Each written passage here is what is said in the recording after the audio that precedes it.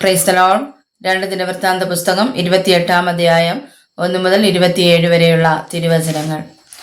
Ahaz വാഴ്ച തുടങ്ങിയപ്പോൾ അവൻ 20 വയസ്സായിരുന്നു. അവൻ 16 സംവത്സരം യെരൂശലേമിൽ വാണു. എന്നാൽ തന്റെ പിതാവായ ദാവീദ് ചെയ്തതുപോലെ യഹോവയ്ക്ക് പ്രസാദമായുള്ളത് ചെയ്തില്ല. അവൻ ഇസ്രായേൽ രാജാക്കന്മാരുടെ വഴികളിൽ നടന്ന ബാൽ വിഗ്രഹങ്ങളെ വാർത്തുണ്ടാക്കി. അവൻ ബെൻഹിന്നോം താഴ്വരയിൽ ധൂപം കാട്ടുകയും ഇസ്രായേൽ മക്കളുടെ മുമ്പിൽ നിന്ന് യഹോവ നീക്കിക്കളഞ്ഞ ജാതികളുടെ മ്ലേച്ഛ ആചാരപ്രകാരം തന്റെ പുത്രന്മാരെ അഗ്നിപ്രവേശം ചെയ്യിക്കുകയും ചെയ്തു. അവൻ പൂജാഗിരികളിലും ഓരോ പച്ചവൃക്ഷത്തിൻ കീഴിലും ബലി കഴിച്ചും ധൂപം കാട്ടിയും പോന്നു. ആകയാൽ അവന്റെ ദൈവമായ യഹോവ അവനെ അരാം രാജാവിന്റെ കയ്യിൽ ഏൽപ്പിച്ചു. അവർ അവനെ തോൽപ്പിച്ച് അവരിൽ അസംഖ്യം പേരെ പിടിച്ച് ദമ്മേശേക്കിലേക്ക് കൊണ്ടുപോയി. അവൻ ഇസ്രായേൽ രാജാവിന്റെ കയ്യിലും ഏൽപ്പിക്കപ്പെട്ടു. അവനും അവനെ അതികഠിനമായി തോൽപ്പിച്ചു. അവർ തങ്ങളുടെ പിതാക്കന്മാരുടെ ദൈവമായ യഹോവയെ ഉപേക്ഷിച്ചതുകൊണ്ട് രമല്യാവിന്റെ മകനായ പേക്കക യഹൂദായിൽ 120,000 പേരെ ഒരേ ദിവസം സംഹരിച്ചു. അവരെല്ലാവരും പരാക്രമശാലികളായിരുന്നു. എഫ്രയീമിയ വീരനായ സിക്രി രാജകുമാരനായ മയസേയാവെയും രാജധാനി വിചാരകനായ അസ്രീകാമിനെയും രാജാവിന് രണ്ടാമനായിരുന്ന എൽക്കാനയെയും കൊന്നുകളഞ്ഞു. ഇസ്രായേലിയർ തങ്ങളുടെ സഹോദര ജനത്തിൽ സ്ത്രീകളും പുത്രന്മാരും പുത്രിമാരുമായി 200,000 പേരെ പിടിച്ചുകൊണ്ടുപോയി. വളരെ കൊള്ളയും ശമരിയിലേക്ക് കൊണ്ടുപോയി. എന്നാൽ ഓദേദ് എന്ന പേരോടെ യഹോവയുടെ ഒരു പ്രവാചകൻ അവിടെ ഉണ്ടായിരുന്നു.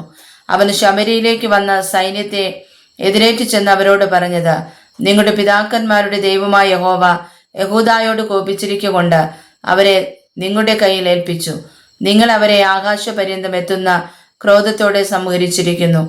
ഇപ്പോഴോ നിങ്ങൾ യഹൂദ്യരെയും യെരൂശലേമ്യരെയും ദാസീദാസന്മാരായി കീഴടക്കുവാൻ ഭാവിക്കുന്നു. നിങ്ങളുടെ പക്കലും നിങ്ങളുടെ ദൈവമായ യഹോവയോടുള്ള അകൃത്യങ്ങളില്ലയോ? ആകയാൽ ഞാൻ പറയുന്നത് കേൾപ്പിൻ. നിങ്ങളുടെ സഹോദരന്മാരിൽ നിന്ന് നിങ്ങൾ പിടിച്ചുകൊണ്ടുവന്ന ബദ്ധന്മാരെ വിട്ടയപ്പിൻ, അല്ലെങ്കിൽ യഹോവയുടെ ഉഗ്രകോപം നിങ്ങളുടെ മേലിരിക്കും.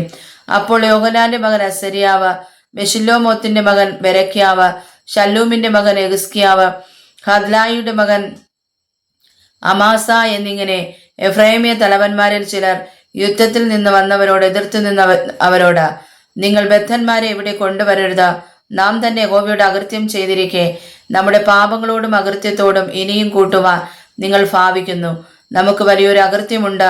ഉഗ്രകോപം ഇസ്രായേൽ മേൽ ഇരിക്കുന്നുവല്ലോ എന്ന് പറഞ്ഞു. അപ്പോൾ പ്രഭുക്കന്മാരും സർവ്വസഭയും കാണുകെ ആയുധപാണികൾ ബദ്ധന്മാരെയും കൊള്ളയെയും വിട്ടയച്ചു.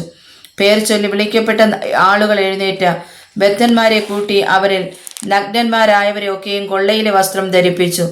അവരെ ഉടുപ്പിച്ച ചെരുപ്പും ഇടിവിച്ച ശേഷം അവർക്ക് തിന്മാനും കുടിപ്പാനും കൊടുത്ത എണ്ണയും തേപ്പിച്ചു. ക്ഷീണിച്ചു പോയവരെ ഒക്കെയും കഴുതപ്പുറത്ത് കയറ്റി ഈന്തപ്പട്ടണമായ എരിഹോവിൽ അവരുടെ സഹോദരന്മാരുടെ അടുക്കൽ കൊണ്ടുചെന്നാക്കി ശമരിയയ്ക്ക് മടങ്ങിപ്പോയി.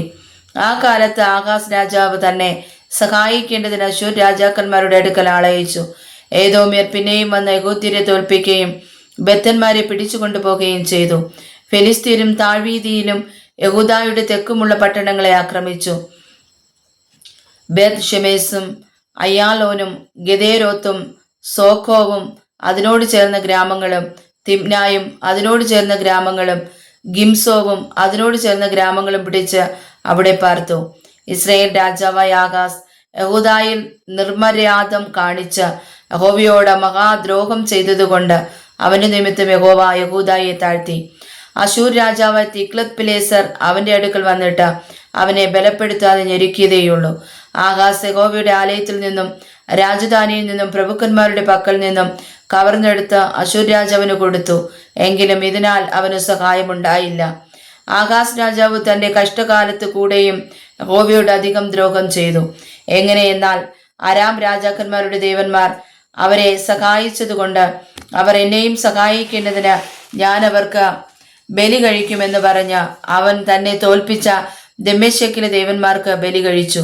എന്നാൽ അവ അവനും എല്ലാ ഇസ്രായേലിനും നാശകാരണമായി ഭവിച്ചു. ആഹാസ് ദൈവാലയത്തിലെ ഉപകരണങ്ങളെ